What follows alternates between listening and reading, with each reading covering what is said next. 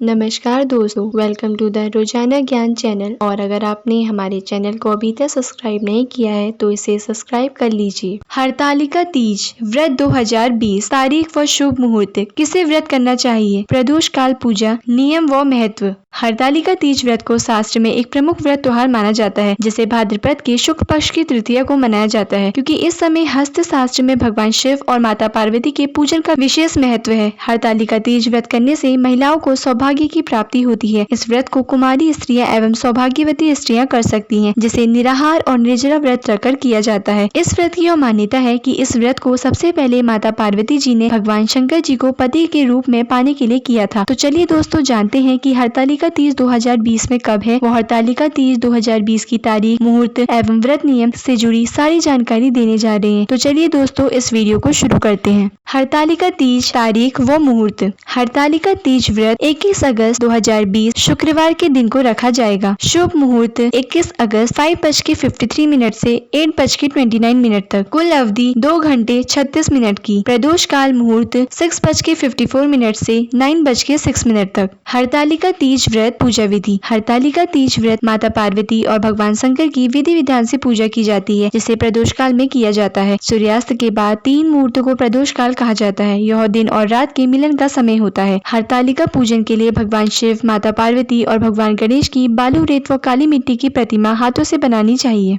पूजा स्थल को फूलों से सजाकर एक चौकी रखें और उस चौकी पर केले के पत्ते रखकर भगवान शंकर, माता पार्वती और भगवान गणेश की प्रतिमा को स्थापित कर इनका पूजन करें। पूजन के समय सुहाग की सारी वस्तुएं रखकर माता पार्वती को चढ़ाएं। साथ ही शिवजी जी को धोती और अंगोछा चढ़ाएं। यह सुहाग सामग्री सास के चरण स्पर्श करने के बाद ब्राह्मणी और ब्राह्मण को दान देना चाहिए। इस प्रकार पूजन के बाद कथा सुनकर रात्रि को जागरण करें। इसके बाद हलवे का भोग लगाकर अपने व्रत को खोलें। हरतालिका तीज व्रत नियम। हरतालिका तीज व्रत को छोड़ा नहीं जाता है, बल्कि इसे हमेशा करना आवश्यक माना जाता है, जिसे कुंवारी व सौभाग्यवती स्त्रियां अपनी सारी मनोकामनाओं को पूर्ण करने के लिए करती हैं। हर वर्ष हरतालिका तीज के व्रत को विधि विधान के साथ करना चाहिए, जिससे सभी मनोकामनाओं की प्राप्ति होती है। हरतालिका तीज के व्रत में जल ग्रहण बिल्कुल भी नहीं किया जाता है। जल ग्रहण करने का विधान व्रत के बाद अगले दिन का होता है। हरतालिका तीज व्रत के दिन रात्रि जागरण करना शुभ माना जाता है, इसलिए इस दिन रात को भजन कीर्तन करना चाहिए और फिर प्रसाद लोगों में बांटना चाहिए। हरतालिका तीज व्रत महत्व। हरतालिका तीज व्रत माता पार्वती ने भगवान भोलेनाथ को पति के रूप में पाने के लिए किया था। माता पार्वती ने भूखे प्यासे रहकर हिमालय गंगा नदी के तट पर तपस्या की थी। माँ पार्वती की यह स्थिति देखकर उनके पिता हिमालय बेहद ही दुखी हुए। एक दिन महर्षि नारद भगवान विष्णु की ओर से पार्वती जी के विवाह का प्रस्ताव लेकर आए, लेकिन जब माता पार्वती को इस बात का पता चला तो वे विलाप करने लगी। एक सखी के पूछने पर उन्होंने बताया कि वे भगवान शिव को पति के रूप में प्राप्त करने के लिए कठोर तप कर रही हैं।